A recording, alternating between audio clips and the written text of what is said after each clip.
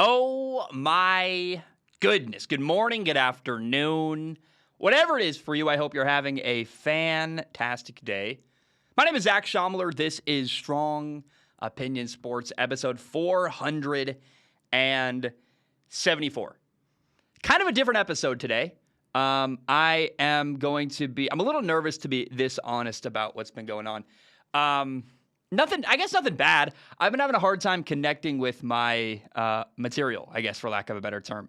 I ended up accidentally taking a couple days off. I've been busy with other projects, hanging out with friends, working on my taxes, just like trying to doing other stuff. A couple days went by, and I'm like, wow, I haven't done an episode in So usually, let me back up. I write every day about sports. I wake up, get a couple topics together, sit down, and kind of work through my thoughts, and I haven't written in like 3 days, and that feels weird.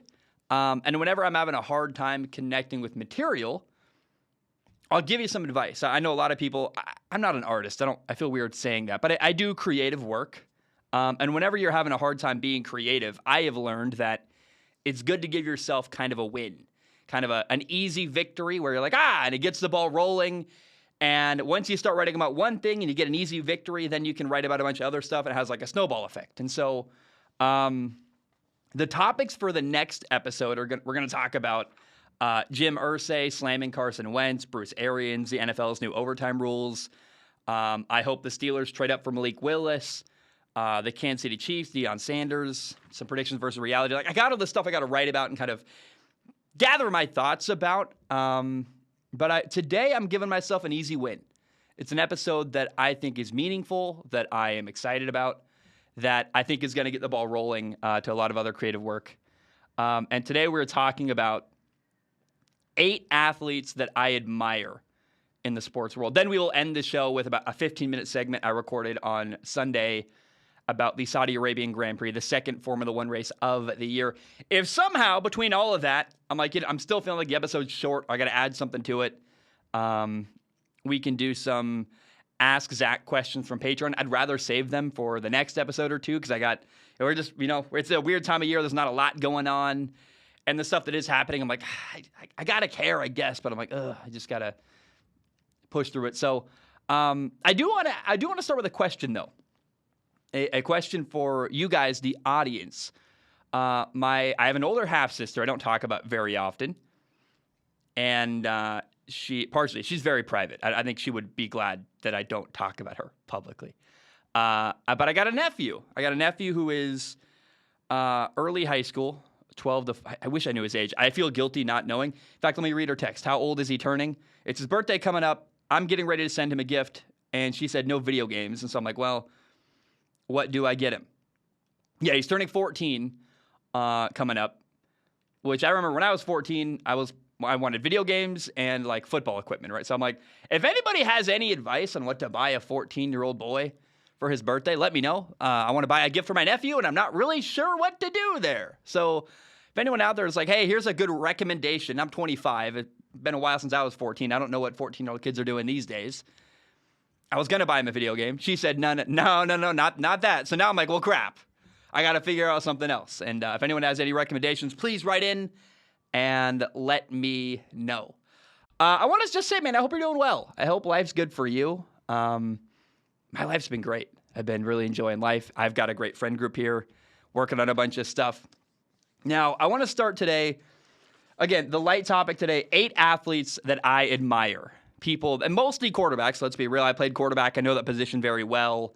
I relate very well and closely to the quarterback position, and I just understand it better than other stuff in sports. And certainly there are other athletes that I'm leaving off that I also admire. These are just the 8 I sat down and came up with off the top of my head today, sitting down. I'm like, okay, it's an easy thing to write about, easy thing to get going on.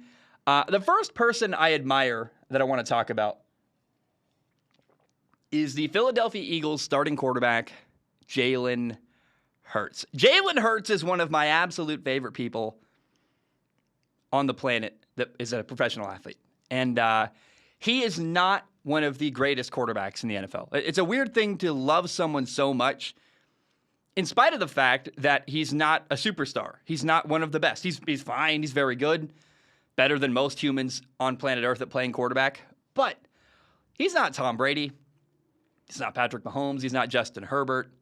But I admire who he is as a person tremendously. His story begins at Alabama. He started as a freshman his first year at Alabama and led his team to a national championship and was doing awesome.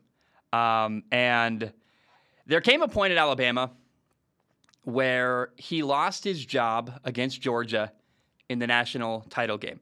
And now, leading up to this point in his career, he's always been, at that point of his career, was known as a guy who he was winning at Alabama because the team around him was really good and he could run a little bit, but he was not known for being a great passer. He was the kind of guy that Jalen Hurts early in his career at Alabama, if you said, hey, that guy's going to be an NFL starting quarterback, I probably would have laughed at you. I would have said, he's a guy who's going to peak in college, right? He can run, not a great thrower. His best years are probably happening right now. They're certainly not ahead of him. And at one point, he lost his job at Alabama. He was the starting quarterback against Georgia in the national title game. They were losing at halftime. It wasn't going well. And they put in Tua Tagovailoa at quarterback. And Tua brings them back, throws a touchdown to Devontae Smith. They win the national title. And then Jalen Hurts has this weird decision. What do I do? I lost my job in this massive game. It's a moment everybody saw. Do I transfer and try to go play somewhere else, or do I stay and compete with Tua? And he did something that most people would not have chosen. He decided to stay at Alabama, to take the quarterback competition head on. Say, I'm going to compete with Tua and see what happens. And he lost the quarterback battle to Tua and then still remained at Alabama as the backup for a year. And, played very sparingly. When Alabama was up like 50-0 in games, he would come in at the end of the fourth quarter, and he actually played pretty well in his brief appearances that year. And he's talked about before how he's so glad he did stay at Alabama and how competing against Tua, who was a better quarterback at the time, brought the best out of him, not only as a person, but as a quarterback. Made him tougher mentally, made him have to grow as a passer and develop as a quarterback. And what's really crazy is that in the college football, I believe it was I don't remember the detail of this very, very well. I believe it was the SEC championship game. I remember it was against Georgia. A very ironically similar story took place to what happened in the national title before. They're playing against Georgia. Tua gets hurt, and Jalen Hurts has to come in, and he leads them to victory over Georgia. It was a moment where everything came full circle. And Jalen Hurts played really well. And what it showed was what we kind of thought all year was, hey, the moments Jalen Hurts has played as a backup this year, he's looked really good. And then he came in against Georgia and won the game. And you're like, yeah, he's a better quarterback than he was last time we saw him as a starter for Alabama. So after that year, after 1 year of being a backup at Alabama, then he finally decides, I'm going to leave Alabama. I appreciate the opportunity. I had a great time here. Everyone was wonderful to me. But now I got to do what's best for me and go get on the playing field somewhere. He goes to Oklahoma and finishes as a Heisman Trophy finalist, has a great year. I thought got even better. And what I admire so tremendously about Jalen Hurts, more than almost any athlete I've ever seen, is steady progression. Every year I have watched Jalen Hurts since his first year at Alabama, he's gotten better and better and better and better. He's a great leader. People love him. And he clearly works really, really hard. But it doesn't end there. Then he goes to Philadelphia in the NFL as a second-round pick. They got a starting quarterback. You might have heard of him, Carson Wentz. And he's the guy. Got a big contract. Took him to, they won a Super Bowl. He wasn't playing. He was hurt, but they had a great year that year. So Carson Wentz is the guy in Philadelphia. But hey, Jalen Hurts, very versatile, can run the ball a little bit, a solid backup, kind of a gadget player. We'll see how they're going to use him in Philadelphia. And things start to go wrong in Philadelphia. The offensive line gets hurt. Carson starts playing not very well. And Jalen Hurts eventually won the job in Philadelphia over the course of his rookie year, beating out Carson Wentz and playing better than him, taking his job. So much so that they traded Carson Wentz to Indianapolis. And Jalen Hurts became the full-time starter in Philadelphia. And this past year, led the Eagles to a playoff game, which, man, did not see that coming at all. Now, that's pretty cool in of itself. Now, my favorite thing about Jalen Hurts, though, there's a moment where Philadelphia is playing at Washington, and he's walking off the field, and there are fans reaching over the railing trying to touch him, kind of like he's Jesus or something, like, let's touch his shoulder, give him a high five, whatever. And the railing collapses at Jalen Hurts' feet. And by the way, misses destroying his knee by like 4 or 5 inches. Like, if he'd been another couple feet over, that's a blown ACL. Jalen Hurts is out for the year. Like, kind of frankly, a dangerous situation, what went on. Having a massive railing and a ton of people collapse onto an NFL player. How does Jalen Hurts handle that moment? What does he do? Anyone know? I know. I'll tell you what he did. Instead of freaking out, instead of making the moment worse, Jalen Hurts de-escalated the situation. He picks up the fans that are there. Some of them, I believe some of them were Washington fans. I remember mostly them being Philadelphia fans. He introduces himself. Hey, I'm Jalen. How are you doing? Gives them like a hug, comforts them a little bit, takes a picture with them. And instead of, he could have very easily just run away, like, oh my gosh, I almost took out my knee. I'm going to just run into the tunnel and disappear. Instead, he turned a chaotic moment into a very positive moment, a cool fan interaction, calming people down, helping them up, making sure they're okay after falling off of a railing. Takes a picture of them. Probably made a bad moment for a fan into one of the best moments of their life, getting to meet the starting quarterback of their football team. Or if you're a Washington fan, hey, it's still cool you met the Eagles quarterback, like, face to face. And that was the moment where I said, this guy is someone you want to follow. Like, I'm sorry, but not every person is equipped to handle a tense, stressful moment. When the game is on the line in the fourth quarter and the pressure's on and it's stressful.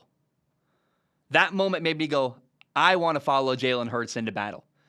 Because and it's not just an example of how he handles stuff on the field. It's also probably how he handles stuff off the field. In traffic. Stuff goes wrong in life. Someone breaks up with you. Someone dies, this or that. Like, I know now Jalen Hurts handles crisis very well. And it's one of my favorite all-time moments from Jalen Hurts' career. It's this weird moment where a railing collapsed and he handled it incredibly. And I just will always admire Jalen Hurts, not really for the person he is on the field. I mean, he's a great player. He's fine. He's certainly not Patrick Mahomes or Justin Herbert, but the man he is off the field and the person behind the player. Golly, man, I love Jalen Hurts. I admire him. I respect him. He is pretty clearly a stand-up dude. And I just have to brag about how much I love this guy. I love Jalen Hurts. How about the second player that I admire in the sports world? Let's talk about someone we just already talked about. Tua Tagovailoa. And now I love Tua for mostly emotional reasons. I live in Hawaii. If you're from Hawaii, I'm a big fan of you because I love the culture. I live here. I tend to root for people that are from the place I love the most on planet Earth. So let's start there, right? I hear good things about his family. Say that. A lot of people, his family's beloved here, man. And they're great family values, and the dad is awesome. And I just find myself rooting for Tua as a person. He has struggled at times on the field early in his NFL career. I'm really excited for what they're building around him in Miami. They got Mike McDaniels as new head coach. He is building a great running game, and you got Jalen Waddle, Tyreek Hill. Like, they're giving him weapons, and they're removing any excuse for Tua to not succeed in the NFL, which I love that. But here is why I really, really, really admire Tua Tagovailoa. maybe two reasons. He got hurt his senior year at Alabama. And it's a tough injury. He dislocated his hip and then COVID hits, and he had to figure out how to do like a pro day with Trent Dilfer, basically at like an indoor soccer stadium. Like, it was pretty wild. But the reason I look at Tua and just really admire who he is as a person is last year, his team did not make it clear they wanted him. As a quarterback, you have to believe in yourself more than anybody else. But I'll tell you what, when your team believes in you, it's a hell of a lot easier to believe in yourself. When your organization is constantly making it clear not only that they don't necessarily want you, but that they want someone else to keep fighting and keep battling is incredibly difficult. Last year, Miami was openly pursuing a Deshaun Watson trade with Houston. And Tua, through it all, had to keep playing. I guess all I can do is my job the best I can do. It's pretty awkward, though. Imagine you're dating a girl. Meanwhile, she's actively going on dates or calling other guys and trying to hang out with other people. You're like, I don't feel like you want me. It's pretty awkward. That's what happened to Tua in Miami last year. And I thought that he handled things as well as he did and played as well as he did. Not amazingly, but certainly handled it better than most people would have, given the uncertainty at that position. I mean, it's kind of a meme. It's kind of true. You saw Baker Mayfield in Cleveland. The minute there were rumors that the team was going to make a move for Deshaun Watson, he's like putting out this long message saying, "Hey, Cleveland, I appreciate your support." And Baker could not handle that. Baker Mayfield did not handle the Deshaun Watson rumors nearly as well as Tua Tagovailoa did. And my goodness, man, I just think it takes a lot of mental fortitude to keep doing your job and keep going and doing, frankly, not horribly. Tua did solid last year with all that uncertainty swirling around and feeling so unwanted and feeling like your team doesn't want you. Like, how can you have confidence in yourself if your team doesn't? And Tua found a way to do that. And I'm very, very glad to see now that Miami has a coach who appears to be, really investing in Tua and giving him a fair shot, saying, we're going to do everything we can to make Tua succeed. Now, if Tua fails, it's on him, not on us for not properly supporting him. And I love that. And I just will always admire the way that Tua handled the Deshaun Watson trade rumors last year. How about my man, Tom Brady? There are countless reasons why you could admire Tom Brady, right? He is a former 6th-round pick, a guy who went from being nobody to winning 8 Super Bowls and winning so much and being so dominant in the NFL that people now don't like him. And it's really insane to me. People, I think, forget where Tom Brady came from.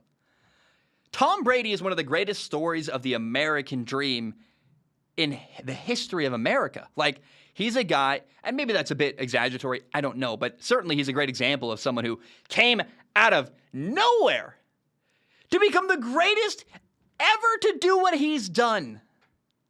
I don't understand how people hate him for that. I get it if you're a Jets fan or a Buffalo Bills fan and he dominated your team for years. Fair enough. But you have to at least respect it, where he came from. He wasn't a first overall pick. He wasn't a guy that was believed to be a franchise quarterback. He was someone that, frankly, wasn't really wanted by the NFL, who had to earn every opportunity he got. And time after time after time, when his number was called, he answered and rung the bell and did well. I love that. That's an incredible story.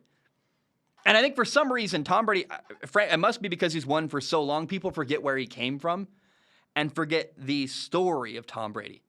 The early Tom Brady, the guy who came out of nowhere and became the greatest. And I think that's an incredible story all by itself.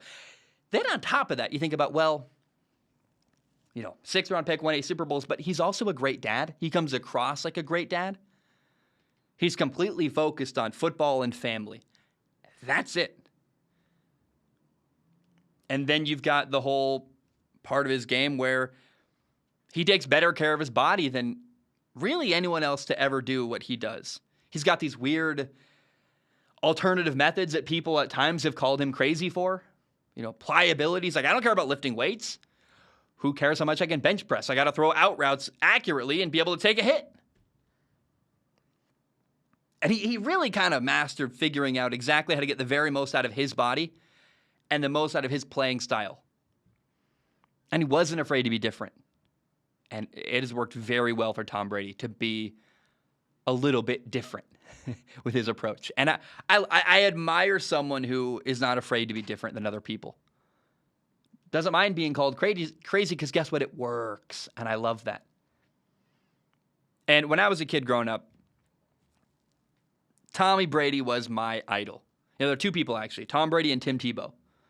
I heard a quote about Tim Tebow where, they had a coach who said that it was his coach at Nice High School, guy who actually once coached at Southern Oregon, and no one else knows the name Austin Dodge, but he coached Austin Dodge from my high school, and they won a national title and were incredible. And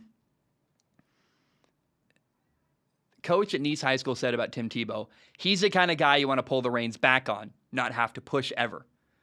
And I found that very inspiring as a kid. I'm like, I want to be the kind of person who people have to say, hey, relax, slow down, try to get some sleep. No one ever is going to have to motivate me or push me to get going. And Tom Brady was the other person growing up that really inspired me, where he would talk about how, you have to work like others won't so you can live like others can't. And that's something that will pay off for you in way more avenues than just football, right? Early in my career as a podcaster, I slept under my desk. I had a tiny little dorm room. There was no room for a bed. I had a studio. So my mattress was up against the wall. And when we needed to sleep on it, I'd put it on the floor under my desk, literally, and sleep on it at night. And that was the kind of moment I would tell myself, where I'm doing what Tom Brady would do. I'm working like others won't to live like others can't. And now I live in Hawaii. I've got a dream job. I'm very happy. And that kind of stuff gets me going. I love that. So that is why I really, really admire Tom Brady, his story, where he came from, the dedication, his clear care for his children as a dad. I love that. I hope to be half the dad Tom Brady is someday. I'd love to have a family of my own, and I hope I can be a great dad as well. The next guy, let's go from one end of the spectrum, maybe in some ways, but maybe also not in others. Let's talk about Peyton Manning. Tom Brady was a 6th-round pick. I believe pick 199. Peyton Manning was the number 1 overall pick. Peyton Manning was the son of a great quarterback, Archie Manning, part of a great football family. The quarterback who went to Tennessee, who was the prodigal son in the football world, the best quarterback prospect since John Elway. That's how everyone viewed Peyton Manning. What Peyton Manning dealt with is something that I think people don't acknowledge very often: the burden of expectation.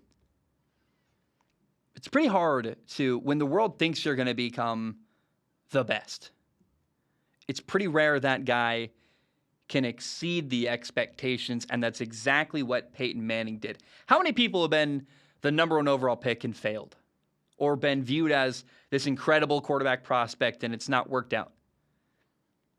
You see it at every level: high school, college, professional, everywhere. And it's not just in football. It's in basketball. It's in baseball. You see how many number 1 overall picks don't work out.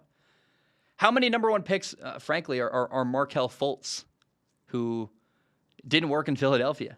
Or the famous guy a person I've talked to, been on my show, Ryan Leaf, always compared to Peyton Manning. I think what you have to really appreciate Peyton Manning for is that he had all this crazy expectation around him. And then he did it. He did become one of the greatest quarterbacks of all time. The Sheriff, a legend, breaking records, winning Super Bowls, dominating the NFL. I always have admired Peyton Manning for that. How he handled that pressure and ran with it and took it and did well. I think no one ever gives him credit for that. Expectations can be really hard on someone. if you're not equipped to handle that. And he handled it very, very well. Another thing I really admire Peyton Manning for. Peyton Manning has been having ESPN beg him, actively begging him to be their Monday Night Football broadcaster. Here's what they don't tell you about doing Monday Night Football. You travel a ton. You're away from your family. You're on the road. Peyton doesn't want that lifestyle. He wants to sit in his basement and do Monday Night Football. And he found a way to make it happen. You got that Peyton and Eli broadcast, the alternative broadcast for Monday Night Football. And he said, look, I'm doing it my way with my brother. Sorry, ESPN, if you want me, you got to give me everything I want. And he demanded that, and he got it. I love that. I think it's very possible someday when Peyton Manning's kids move out, we could see a world where eventually he is the guy on the road traveling like a Kirk Herbstreit or like a... But if you ever want to read about Kirk Herbstreit's schedule, it's insane the amount of traveling and running around this guy does. Peyton doesn't want that. He knows he's got leverage, and he tailored his broadcasting experience exactly the way he wanted it to be. And, hey, that deserves a round of applause. I love that. I really admire the way Peyton Manning has navigated this Monday Night Football broadcasting opportunity and done, frankly, a really good job. It made it very interesting. I'd love to give them notes. I think they're better off when it's them talking about football. They don't need guests on. They don't need golfers and basketball players talking about football. I don't need if Peyton Manning wants to interview people, that should be something else. But, man, I really admire that Peyton Manning does it his way, clearly the way he wants to, and it's some good stuff. How about the next guy that I really admire? Gardner Minshew. Gardner Minshew was a guy who played at East Carolina University. Wasn't really wanted, had to transfer out. Gardner Minshew got offered the third-string quarterback job at Alabama. He would have been the backup behind Tua Tagovailoa and Jalen Hurts. Basically, there to learn for a year, then become a coach at Alabama. That was exactly what Gardner Minshew's career path was leading him.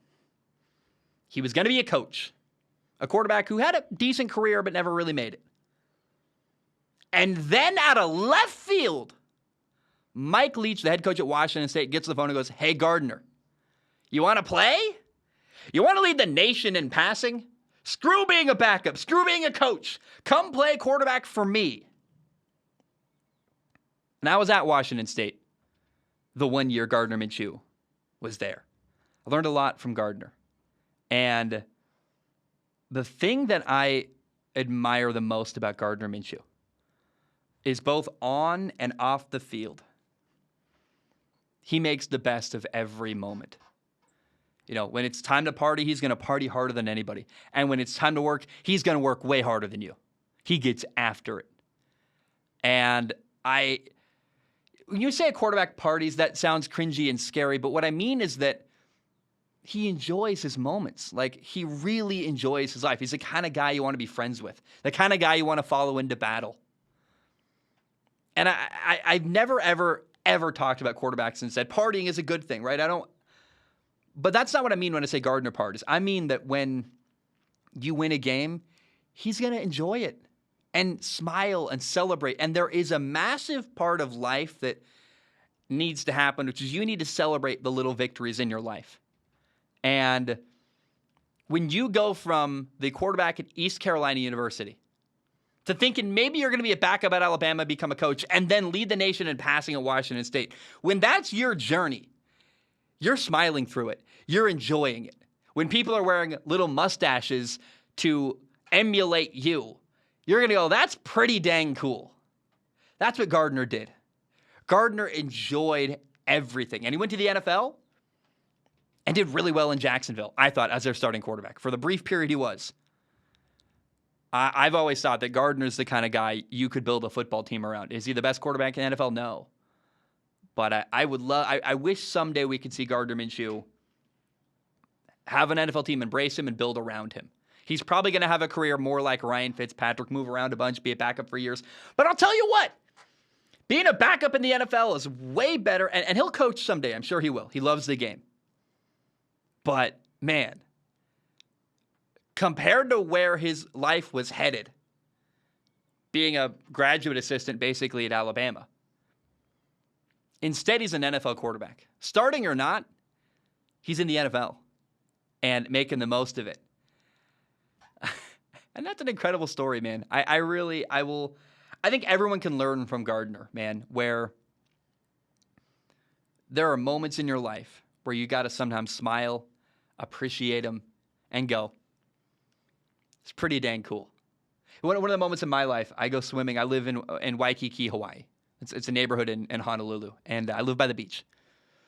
And tonight, I'm going to go swimming at sunset. And when I go swimming at sunset, it's one of those moments where you're like, this is pretty dang cool. And I sometimes think of Gardner Minshew, how much he would enjoy that moment. And I've always admired Gardner, his attitude, the way he just fully embraces the human experience, whether it's when it's time to work, it's time to work. When it's time to meet people and welcome people, he'll do that as well. He gets along with everybody. And I've just always really, really admired Gardner Minshew. How about someone who's not a quarterback, right? He's the only person on the list who's not a quarterback. And these are 8 people I admire. They're the first 8 I thought of. It's not like I was like, here are 7 quarterbacks and 1 guy. No, I just was like, here are the 8 people that I can think of off the top of my head that I admire in the sports world. Let me drink some water real quick. The next person I admire in the sports world is LeBron James. A lot of people, I think, don't like LeBron because he's spoken about politics and he's been very open and forthcoming about his political stances. And I don't talk about politics, but here's why I admire LeBron tremendously. Not only was he a guy viewed as, he had tremendous pressure, similar to Peyton Manning actually, viewed as the savior of Cleveland. And you know what he did? Before his career, and here's a couple things he did actually. He went to Cleveland. Then he left, won a championship with Miami or 2, and then did the weirdest thing. He went back to his hometown of Cleveland and won a title with them. He made Cleveland a champion. That's pretty dang cool. If that's the whole story, that's already incredible. But it's so much more than that. LeBron James is the greatest athlete of his generation in the NBA, right? I don't like the argument. People compare him to Kobe and Michael Jordan, and I'm like, I don't really care about that argument. They're different eras of basketball. They're all great in their own right. I don't need to have a greatest of all time. I don't really care. I just don't have the energy for that argument. But how can you not admire what LeBron James has done in his career? And not only admire his talent and how he played, but how long it's lasted. It's unbelievable how long LeBron James has been dominant in the NBA. And here's my favorite thing about LeBron that I really admire. This is a guy who had a single mom from Akron, Ohio, who became a cultural phenomenon, a superstar. Generational wealth, all this money, a lot of influence over society. And I think he's handled it really responsibly. Really, he's a dad. He works hard. Never, I want to talk about Justin Bieber for a second real quick. Justin Bieber became famous really early on in his life, like at 16 years old. Women, money, fame can be a lot to deal with. And Justin Bieber, at a couple points in his life, has gotten in trouble for speeding or doing dumb stuff in cars. And I would challenge you. Okay, you become a multi-millionaire at 16 years old and not want to take a Ferrari for a crazy drive once or twice, right? I'm sure I would have if that had happened to me. Here's what it didn't happen with. That story never happened with LeBron James. There is no moment where you can point to where LeBron got irresponsible with money. LeBron went a little bit crazy. Generational wealth at a tremendously early point in his life. I think he's been in the NBA longer than he hasn't been in the NBA, which is an unbelievable reality. He's done so much good. LeBron has done so much good, raised money for charity, helped people, been a good example of how to be a professional athlete, be a pro, be a dad. I will always admire LeBron. And I think that I would challenge a lot of other people to put themselves in the position of LeBron James and I would hope we would all handle it as well as LeBron did. I don't know that I would have. He's a better man than me. Generational wealth at 18, 19, I was not ready for that kind of thing. I don't know that I am still. I really like. So I really always will admire LeBron, how he handled fame, how he handled money, how he's become a dad. And also, whether you agree with his politics or not, there is a part of me that goes, I respect him for doing what he believes is right. You don't have to agree. But there's something compelling about a person who speaks up for causes they think are right and does what their heart compels them to do. And LeBron has always done that. And I just will always admire LeBron for how he carries himself and for the person he is on top of the athlete he is. The next person I want to talk about, another guy from Ohio, actually. Anyone know where I'm going to go with this next? He's a quarterback from Ohio. Anyone know? He's still in Ohio. Joe Burrow, the quarterback of the Cincinnati Bengals. Joe Burrow, maybe the best thing you can take away from Joe Burrow as a person is not only his story, but his swagger and his self-confidence. The way he carries himself, I find very inspiring. The obvious confidence, the obvious, again, the word is swagger. You're just like, wow, this dude believes in himself. And he definitely pushes the boundary a little bit of being cocky, but I think at the center of it, though, is a guy who never is cocky because he clearly cares for his teammates so much. He has a heart of gold, and that also leaks out of him. And, my goodness, man. I wonder if I worry about that a little bit, though. As time goes on, he's the new story in the NFL. He's something people like. People love his swagger and his confidence now. When he gets to be 37, around the age Aaron Rodgers is in the NFL, are people going to be tired of him? Is that new darling face in the NFL going to mature into someone that people are tired of seeing be confident and talk the way he does and smoke cigars? I don't know. I hope not. But I want to say now, let's not forget how much we appreciate that side of him now. And when he's probably still that same guy in 10 years from now, let's not be angry at him for it. Here's what I love. Here's Joe Burrow's story. He was at Ohio State. I guess he broke his hand like he was hurt, but he lost the job to Dwayne Haskins, and so he had to transfer out of Ohio State to LSU. LSU is a team that never really... They had a lot of talent often, but they never had a great quarterback. They were always a team that was like, this program is better than what the level they're performing at because the quarterback is never good enough. Their best quarterback for years was Zach Mettenberger, and you're like, Zach Mettenberger sucks. He's awful. I can't believe he was tall and had a strong arm, and that's literally it. Joe Burrow goes to LSU, and in his first year at LSU was like a 6th round pick. He frankly wasn't anybody. He was fine, had a weak arm, did a couple good things, but really wasn't impressive to anybody. And he made tremendous improvement from year 1 at LSU to year 2. His final year at LSU, he went to the national championship. They won. I would argue that Joe Burrow had the best college season in NCAA history. He put up incredible numbers, destroyed the record books, and he did it against SEC-level competition. Hey, everyone talks about how Trevor Lawrence is the greatest quarterback since Andrew Luck, the best quarterback prospect in years. And I was always like, what? Joe Burrow is a better quarterback prospect, in my opinion, than Andrew Luck. And no one talks about that. For some reason, it wasn't sexy to say Joe Burrow, generational talent, but he was. I would argue Joe Burrow was a better prospect coming out of college than Andrew Luck, better than Trevor Lawrence, which I know I sound out there, but I don't really care. That's my opinion, and I felt that way. Go listen to my old stuff. I said that at the time. I love Joe Burrow, and what I love about him most is that he mastered everything he could control. He's like, look, I'm not the tallest guy on the field. I'm not the fastest. But I can be the most accurate.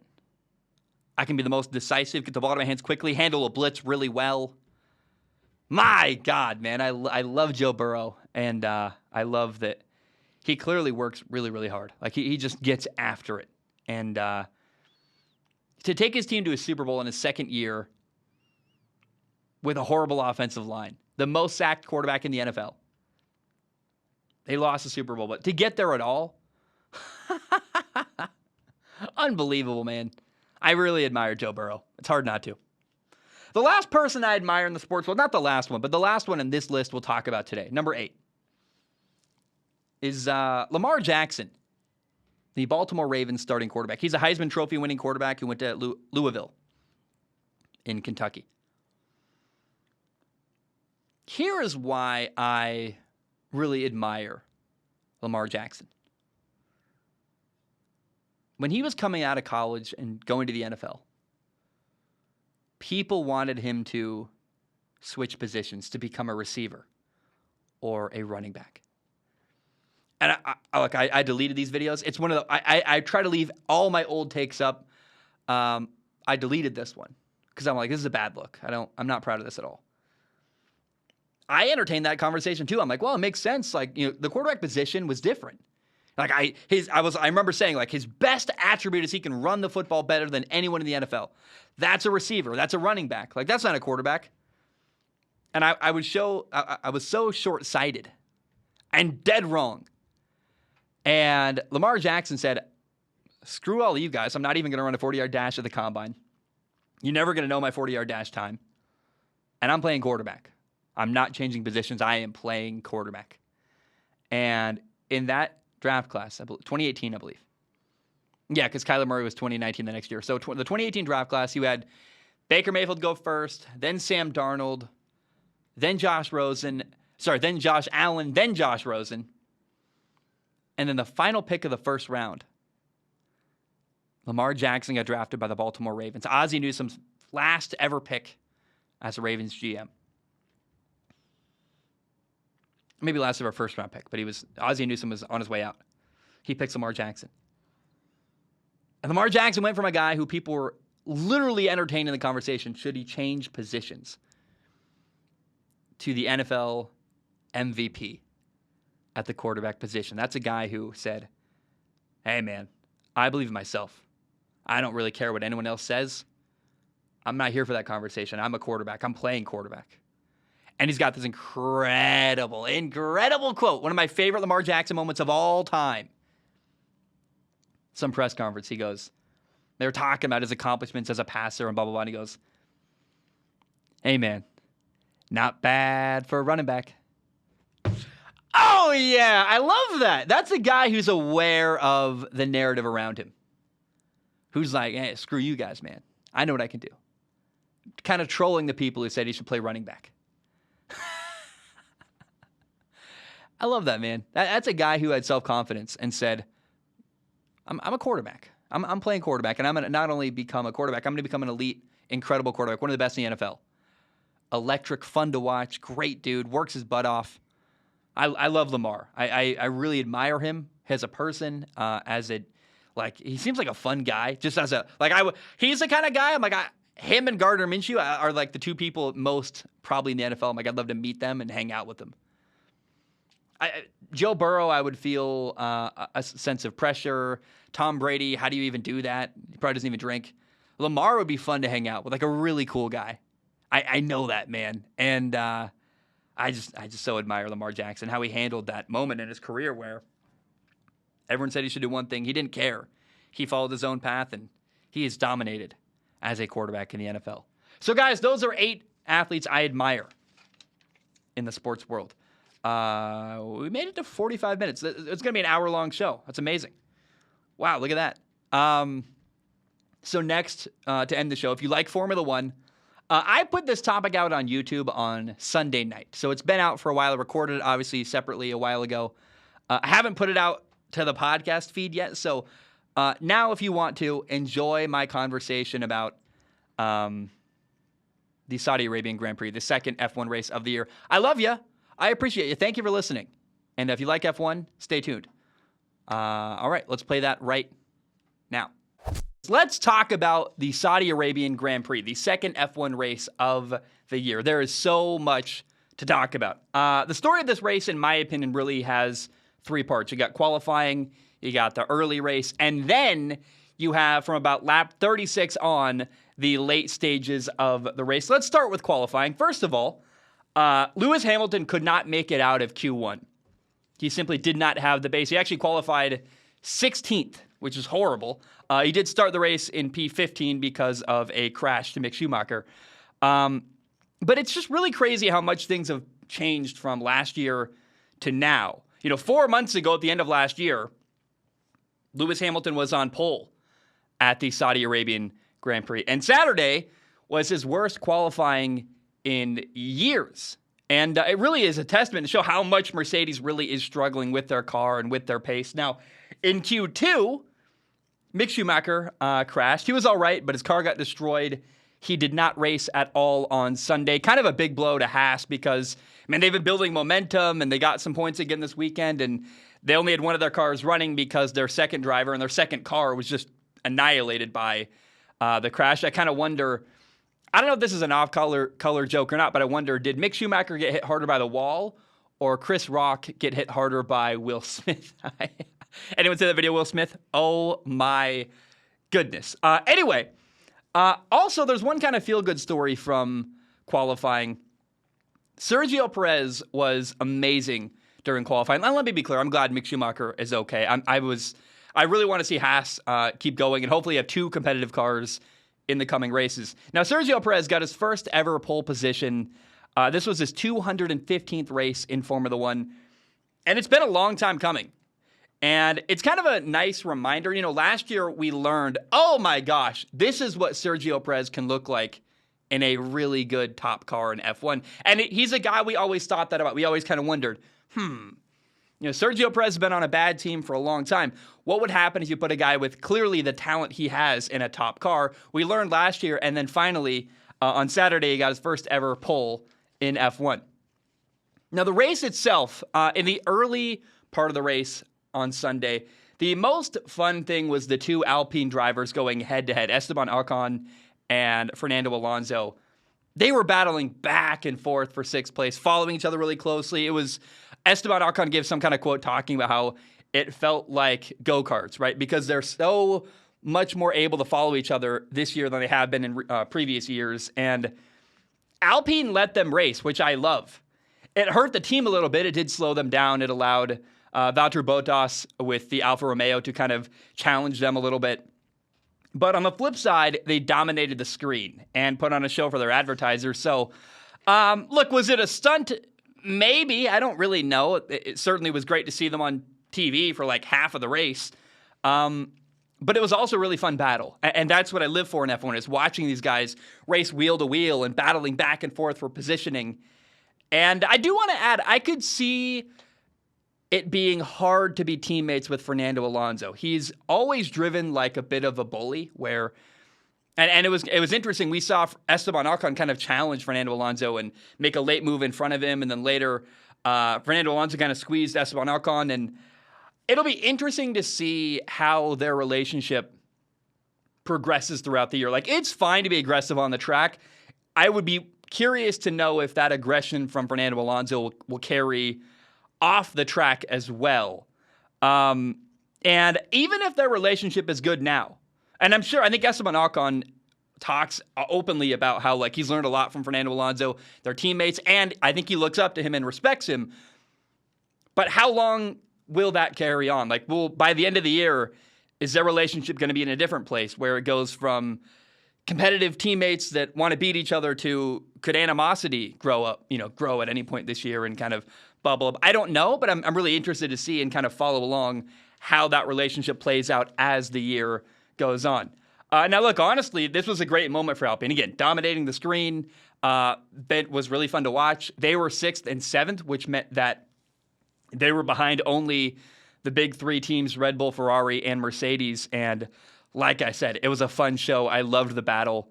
Now, another storyline from early on in this race was that Mercedes' pace is just not at all where it needs to be. There was a moment where Kevin Magnussen in a Haas passed Lewis Hamilton for P6 in this race. And it was just a great example of how different things are this year compared to last year.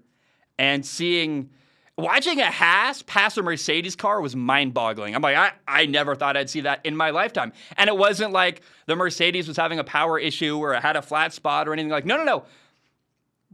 Kevin Magnussen's car was just faster than Lewis Hamilton's in that moment. And I did not see that coming at all. I thought Haas would be better this year, maybe a little bit, but I did not see, wow. Mercedes is way slower than they have been in previous years, and Haas is faster than they've been in a long, long time. Now, the final big storyline from early on in this race has to do with Sergio Perez. Sergio Perez got an incredibly unlucky break. I felt really bad for the guy. Checo was in P1. Charles Leclerc was behind him.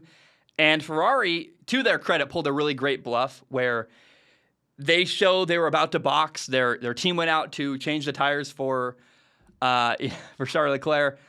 And the reality is Ferrari gave Charles Leclerc orders to do the opposite of whatever Sergio Perez did. So Sergio Perez goes into box to block the undercut. Charles Leclerc stays out. Sergio Perez does do a pit stop, puts on new tires.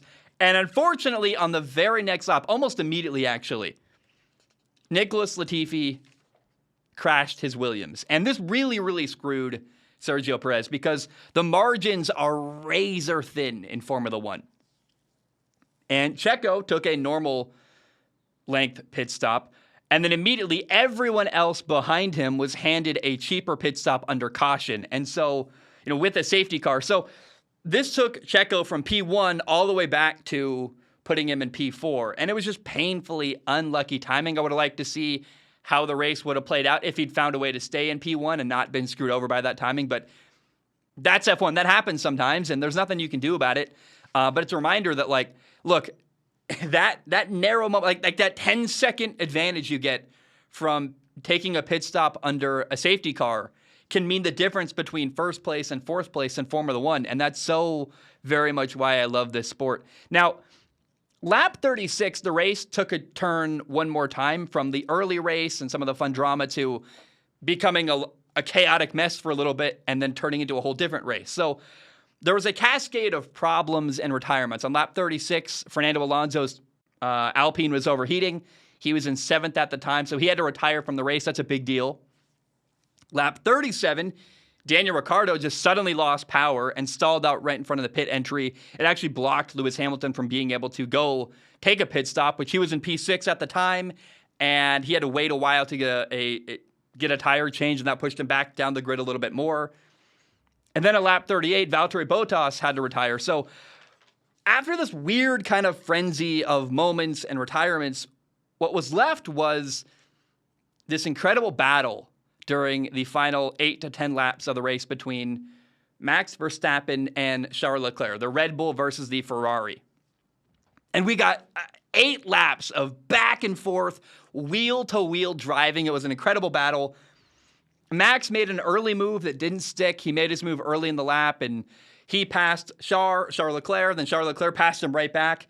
And then eventually on lap 47 out of 50, Max learned from the past, was more patient, waited till later in the lap, and at the very right moment, he decided to finally pass Charles Leclerc for first place. And so Max held on. He won the race. And I got to say that so far between race 1 and 2, we've had this incredible battle with Charles Leclerc and Max Verstappen. And, Leclerc won race 1, Max won number 2. And I hope it stays neck and neck all year long. The battle between the Red Bull, the top driver at Red Bull and the top driver at Ferrari is so fun. And the potential for what this battle could become as the year goes on, if they stay neck and neck all year long, this could be another wild ending in Formula One, similar to what we had last year with Lewis Hamilton and Max Verstappen. Maybe not as controversial, hopefully, as we had last year, but truly, feels like we got a neck and neck battle that is very even right now. And I'm excited to see where it goes. And I want to give a shout out to the new F1 regulations. Changes were made that allow cars to have an easier time following each other and fighting back and staying behind each other for these long, extended battles. And it's some of the most enjoyable racing we've had in the entire time I've watched F1. these long back and forth fights, wheel to wheel between Max Verstappen and Charles Leclerc, or Esteban Ocon and Fernando Alonso. And I just am really, really happy where Formula One is right now. The regulations are great. The battles are great. I feel like it's a very healthy time to be a fan of the sport. And I think you could argue that it's maybe the best time in quite a while to be a Formula One fan. And I am very, very happy with what's going on. Now, here are the final results from Saudi Arabia. In first place, you got Max Verstappen. In second, you got Charles Leclerc. He also got the fastest lap, so he got 19 points on the day. Third was Carlos Sainz. That is 2 podiums for Ferrari in back-to-back races. Fourth, you got Sergio Perez for Red Bull. P5 was George Russell for Mercedes. P6, Esteban Ocon for Ocon. I feel like I say that horribly. I apologize. I know it's probably wrong for Alpine. P7, Lando Norris for McLaren. If you're mad at me about Esteban Ocon pronunciation, you're in the wrong place. I'm just going to say that all year. Although feel free to correct me, and I'll try my best, I guess. P7, we got Lando Norris for McLaren. P8, Pierre Gasly. P9, Kevin Magnussen for Haas. And then all the way back at P10, getting only 1 point on the day, you had Lewis Hamilton. A weird, humbling start to the year so far for Lewis Hamilton. He's just happy to be around and hanging around the top at all in Formula One. Here are the constructors' standings right now. You got Ferrari in first place with 78 points. Behind them, Mercedes in second with 38 points. Red Bull's in third right now with 37 points. The top 2 teams right now in Formula One are Red Bull and Ferrari. Red Bull had problems finishing the race during the first race of the year in Bahrain, but I don't know, man. I see a world where something's going to happen at Ferrari along this incredibly long season where it's going to be very quick that at some point they're going to be closer and more neck and neck. But the 2 top teams right now in Formula One are very clearly Ferrari and Red Bull. Then you got Alpine in fourth place with 16 points. Haas is in fifth place with 12 points. Alfa Romeo in fifth. Alfa Romeo is in sixth place with 9 points, and then Alpha Tauri is in seventh with 8 points, and then McLaren has points on the board. They got 6 points. They are in eighth. Aston Martin and Williams have no points on the year so far. And for Williams, Nicholas Latifi had a horrible, horrible weekend. A crash in qualifying, then a crash again on Sunday during the race. And I'm really curious if Williams can do anything to be relevant at all the entire year. I have no interest in them. Alex Albon seems like not a great driver. Latifi has no pace and keeps crashing. I'm like, I think right now the far and away least interesting team in Formula One right now is Williams. Now, we got to talk about Otmar Szafnauer. He left Aston Martin. He was their team principal last year. And he left with something happened behind the scenes. We don't really know. Was he fired? Did he leave? It sounded like kind of a mutual disagreement. He walked away and became the team principal at Alpine. And so far, Otmar Szafnauer has won the breakup with Aston Martin to this point. 2 races in, Aston Martin has no points, and they look lost. Now, they should get Sebastian Vettel, their top driver, back for Australia. But Alpine, in contrast, is fourth in F1 behind only the big 3 teams, Red Bull, Ferrari, and Mercedes. And I just want to say good for Otmar Szafnauer. Like, awesome for him. Clearly, there was some kind of disagreement behind the scenes with Aston Martin. He left, and he seems to be doing much better on his new team. And I'm really enjoying watching Alpine, what they're doing with Ocon and Fernando Alonso. And I think this battle, kind of this moment right now for fourth between, can McLaren make a push? I think so. They're getting better.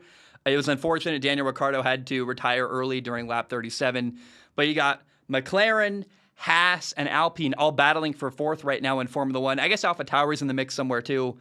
And then Alfa Romeo's strong too. Like, the midfield right now is the most interesting it's been in quite a while because you have so many players that feel capable of getting fourth in Formula One. And so shout out to the midfield. It's been really fun. And the regulations, the battle at the top between Charles Leclerc and Max Verstappen, the midfield, everything right now, I am loving it in Formula One. And we are, it is shaping up to be maybe just another, maybe, I don't want to make this grandiose statement, but I'm like really excited about where the year is going. And I feel like the sense of, it's already been 2 races. It's been incredible so far.